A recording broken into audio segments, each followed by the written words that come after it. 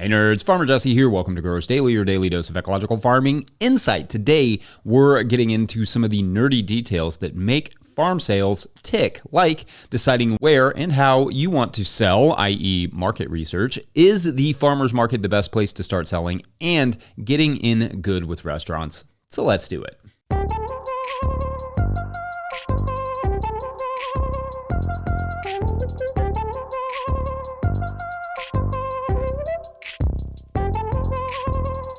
All right, everyone, welcome in. I hope you all are doing well and feeling well beyond, of course, mourning the passing of the great Dolly Parton. We don't have a royal family here in America, but that was our queen that we lost, an absolute Goliath of a spirit. Keep those Dolly jams spinning all week and forever.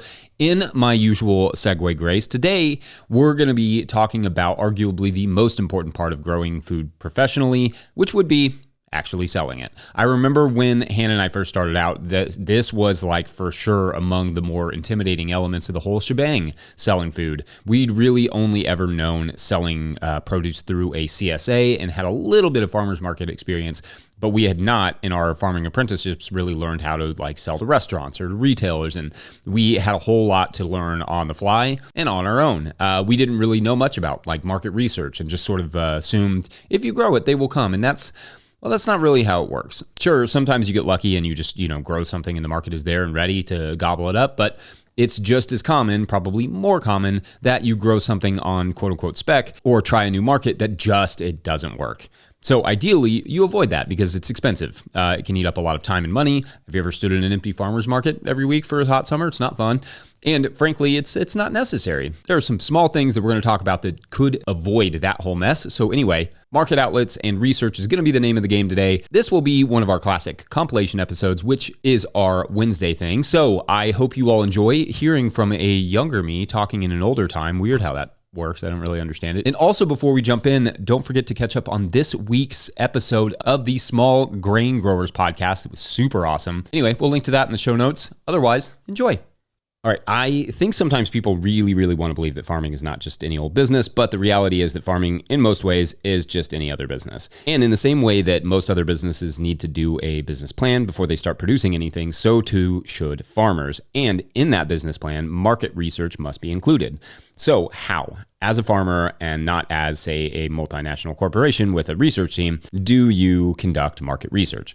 Well, it is not as complicated as it sounds, and there are actually quite a few very straightforward strategies to accomplish this that don't cost much, if anything, save for a little bit of time. First, there are four main places that market farmers tend to sell their food: retailers, farmers markets, restaurants, and CSA-style subscriptions. Then there are obviously a few other options like wholesalers, farm stores on the property, and so on. But pick a few of those that you are interested in and then kind of investigate those. For this example, we'll just say CSAs, retailers, and farmers markets. Next, you would take each one of those and investigate them individually. So for CSAs, how many exist in your chosen area?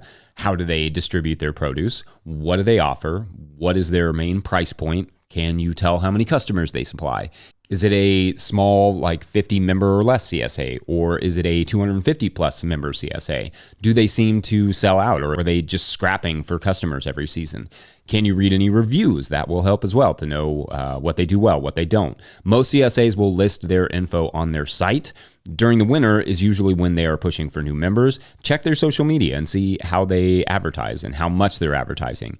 That may give you some clues about how difficult it is to fill a CSA in that area. If they have a waiting list and have a big CSA, that could be a good sign. Or if there isn't a CSA in your area or only a couple small ones, and that's a style of production that you're interested in and can achieve, then that might be a good sign to pursue it. Don't feel weird about investigating this stuff. If I'm another CSA farm in a crowded market, I would appreciate that somebody looking into this would take the time to research my farm and the others, because maybe that market research encourages you to avoid starting yet another CSA to contend with because it's already a difficult enough market to sell in, and it would only dilute it more, hurting basically all the farms. Next, retailers. Retailers are nice because you can just more easily go visit small grocery stores and see the products on the shelf. Just go and look and see how much, if anything, is produced locally, what it is. You can even ask the store to speak to the produce buyer and see what they say, see what they're looking for. You may find a co-op to join or a small retailer interested in local produce that could serve as a great customer. Or you may just find that you're in a place of like Walmart's and no retail options whatsoever. And that would maybe answer that, or maybe point you in the direction of starting a little retail shop. I don't know. You'd have to do more market research for that, but it could also define what your business will be, this market research. Farmers markets can be great because you can visit farmers markets multiple times throughout the season, all days of the week that it's open, and take note not just of how many farms are like the one you envision, but what those farms sell specifically. Are they tomato heavy, or do they sell a lot of plant starts? Does anybody sell plant starts? Are they heavy on summer crops but low on things like lettuce during the summer? That could present an opportunity. Or is there a flower farmer? Is there anyone growing fruit? Maybe those are an option. The research in both the retail and the farmers market scenario is not just about seeing if local produce or flowers or whatever you want to grow is present, but what is missing within that niche. What niche, in other words, could be filled? Because sometimes there are numerous flower vendors at the market, but none supplying the local retailers, for instance, or there is no delivery flower CSA yet, or whatever. Now let's talk about restaurants, because these can be tricky in terms of just researching them. How many restaurants are in your area that would reasonably buy local products? Are they busy enough to sustain like a good, consistent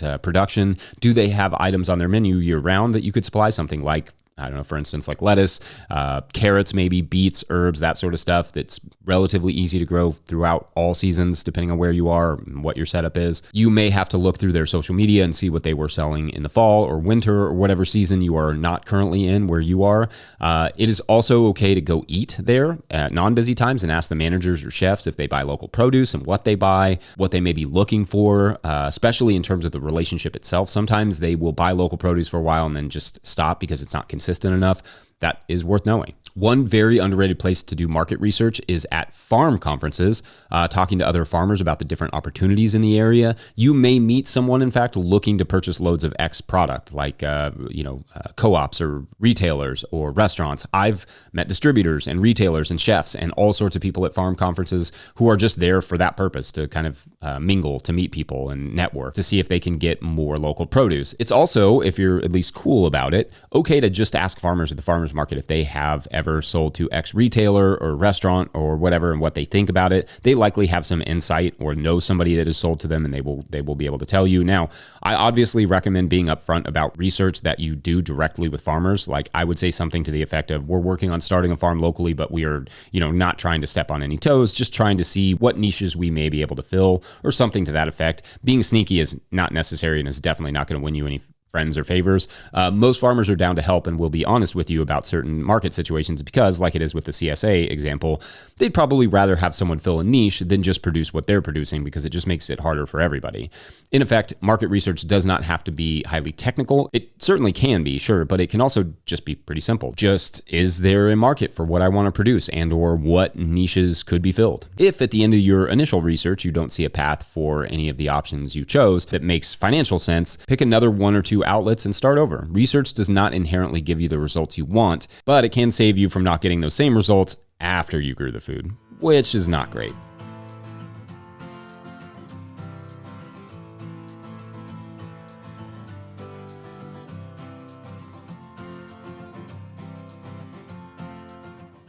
Today's episode is brought to you by Good Agriculture.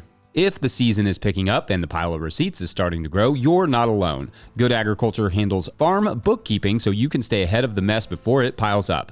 They keep your books organized each month, help you understand what's coming in and what's going out, and show you where your farm stands so you can make better business decisions throughout the season. If you're behind, they'll help get everything caught up. They also help farmers find funding and stay ahead of grant deadlines. You run the farm, they help the business. Learn more at goodagriculture.com/info. That's goodagriculture.com/info. All right, back to the show. Today's first Patreon question comes to us from Patreon member James Webb, who writes, quote, I am a first-year market farmer just getting established this year and have found many of your videos extremely helpful. Any considerations or prior videos you can point me towards in order to establish a restaurant customer base, or should I just focus on growing for the first year and not so much of the sales, end quote. All right, thank you. And although we have definitely done several segments on selling to restaurants, and no doubt could put a good compilation together at some point on that subject, I don't generally think it's the best place to start unless you have a decent amount of growing experience. Not saying it can't work, but restaurants are big on consistency, so you have to make sure you know what you're doing. Otherwise, a first meh impression may be hard to shake later on. So yes, In general, I recommend starting at a farmer's market. There is just so much less pressure to perform while you spend that time developing your growing chops. What's nice about a farmer's market is that there is not necessarily any specific expectation from customers. You bring what you have, and if you don't have something available that you had hoped to, it's not really a big deal. Only you know that X crop didn't succeed, and you don't have a chef annoyed with you because they have to scramble to replace the produce they were expecting to get. Now, does that mean that you should not start dabbling in restaurant sales? No way. Feel free to just start touching base, maybe bring a few samples, see what they're looking for, build a rapport. But in general, until you have a lot of growing experience, I feel like the farmer's market and or farm store are really, really the best starting points. Things like restaurants, CSAs, they're just more complex and they just require more experience. So thanks, James. Great question. And apologies for how long it took me to get to it. Stupid voice. Today's episode is brought to you by Holden Tool Company. Holden Tool Company is a family-run business specializing in high-quality hand tools and small batch manufacturing for growers of all kinds. They offer forged hoes, forks, scythes, sickles, pruning tools, orchard tools, and forestry tools featuring traditional European designs that are hard to find at ordinary garden centers. These tools are practical, durable, and made for people who typically do work by hand. Holden Tool Company provides thoughtful customer service, helping you choose the right tool for your body, crop, or task. Find them online at farmandgardentools.com and use the code NTG26 at checkout. That's farmandgardentools.com. All right, back to the show. Today's Patreon question comes to us from Patreon member Chris Smith, who writes, quote, "Hey, Jesse, I don't really have a question so much as a topic suggestion." Great. I love topic suggestions. Anyway, Chris writes, not sure if you have talked about this before, but it'd be great to hear about selling to restaurants/chefs. It seems like most independent restaurants near me primarily purchase from a big distributor, i.e. Cisco, and I don't really see a way to break into restaurants like that, end quote. All right. So great question here, Chris. And I think I've done a segment or two on selling specifically to chefs, which I'll link at least one of those in the show notes. But one of the things that should also be discussed in this sort of conversation about selling to restaurants is selling to restaurants that don't necessarily have a chef, or at least restaurants whose menu is mostly set. So we've had accounts like this. We have one now, and they can be some of the best accounts because they just want consistency. They're not trying to change the menu every week or month, or if they do, it's just to add something different to the salad mix they already use, but not actually change what salad mix they're getting. Every restaurant is going to be different though. However, to your question, it is a good idea to know the menu of the restaurant that you're trying to sell to and what you could offer year round and seasonally. So lettuce is an easy one to go year round with, whereas something like tomatoes, unless you're in a very specific climate or have some efficient way to warm a greenhouse, probably not so much. So anyway, it's kind of thinking about like what crops can you grow year round that might fit their menu, which you should be able to see online, or you can go to the restaurant and pick up a menu. That's the first place to start. It's also nice to get an idea of what the food is costing them to purchase. Some of this is available online, just Googling around for the price of like say wholesale carrots or whatever it is that you're wanting to sell them, and seeing what they are, what those are going for wholesale. You will not be able to compete obviously with those numbers. Oftentimes these are like massive farms or co-ops that have all the machinery and all the cheap labor that make it hard to compete with. But there are other things that you can compete with, that you can sort of bring to the proverbial table, such as customer service, quality, local support, fast delivery, all that stuff. Anyway, the challenge with getting into these restaurants is getting the attention of the buyer and presenting a price they will even consider. What I usually recommend for this is to go during a slower part of the day, probably when the crew is prepping for service, and bring some samples and maybe a price list. This goes for restaurants with or without a chef. One thing I like to do is to give them a bag of lettuce to taste, like to eat, and a bag of lettuce to just test. Tell them to leave one of the bags in their walk-in for the next 2 weeks just to observe it. If you have grown your lettuce well, it will outlast the other stuff by a mile. So when they say, I don't know, $8 a pound is a lot of money or whatever it is that you're charging, you can have them look at how much lettuce they throw away from the box trucks and compare that to the lettuce that you gave them as a sample. I almost guarantee they are already paying double what they think they are paying when you factor in the waste. Longevity alone has scored us several customers over the years.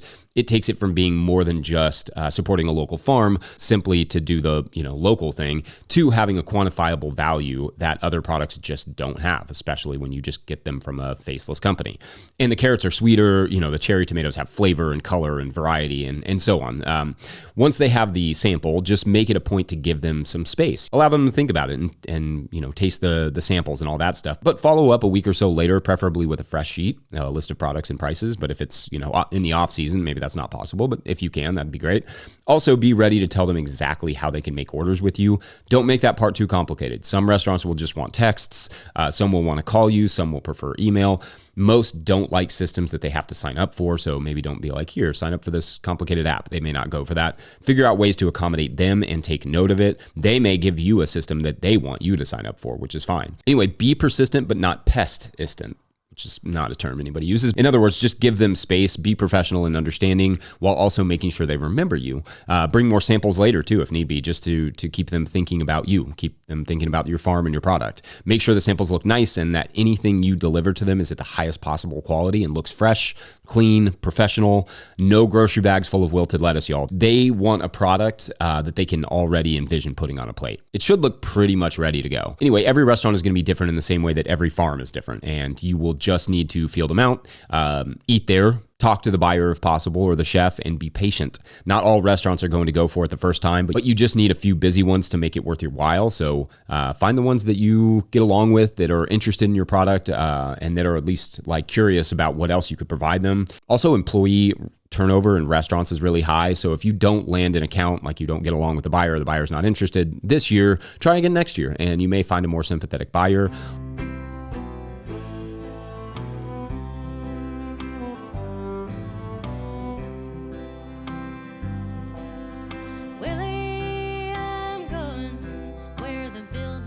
All right, I hope you all enjoyed that little compilation episode. A quick and loving reminder that No-Till Growers is a nonprofit 501c3, so donations are tax deductible and greatly appreciated. It just all goes to helping us keep all this information free and accessible to anyone and everyone. Please make sure to like and subscribe and or follow wherever you're getting this podcast. That's an easy way to help us out. Enormous thank you to all of our show sponsors. And if you'd ever like to sponsor this show, you can reach out to Farmer Michelle at no-tillgrowers.com. Big thank you to Michelle. Big thank you to the No-Till Growers Board of Directors. Huge shouts to Willie Breeding for the theme music, Mike Hilbert for the production help and editing, and my wife Hannah for absolutely everything in the world. Also, shouts to Epidemic Sound for the background music that you can hear.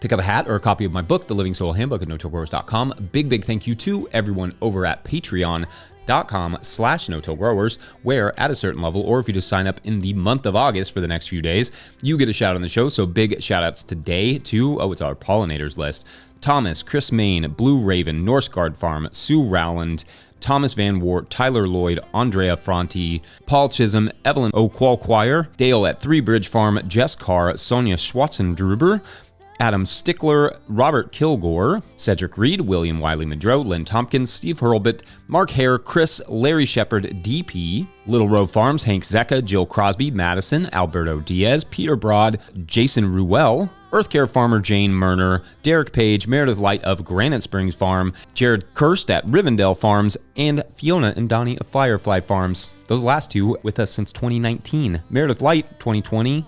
Derek Page, 2020. Wow, you all are amazing. And unfortunately, I reward that amazingness with ridiculous stories. And as you will remember, Jill has a big garden. Professional grower, grows a lot of flowers, a lot of other stuff, but really likes her flowers. But really, the heart of everything to her is the hedgerows, and has been that way since she put them in and just absolutely fallen in love with them. She considers them to be the heartbeat of the farm, and one day she is spending the evening walking around with a glass of wine, enjoying herself, and she stops to pick something up off the ground near one of her hedgerows. She's not really sure what it is, and whatever it is that she picks up shocks her. Not hard, but it's that sort of unmistakable feeling of an electric jolt that is enough to startle her. Like a live electrical cord in her garden, that couldn't be. She's been growing in this area for a long time. She's walked by the spot 1,000 times. There's no way there's a live electrical cord there. So what is it? Where did it come from? Well, that is for tomorrow. Sign-ups pending on Living on the Hedge. See, I knew I could come up with another pun. I'm a dad. That's what I do. Anyway, thanks for watching and/or listening. We'll see you tomorrow. Bye.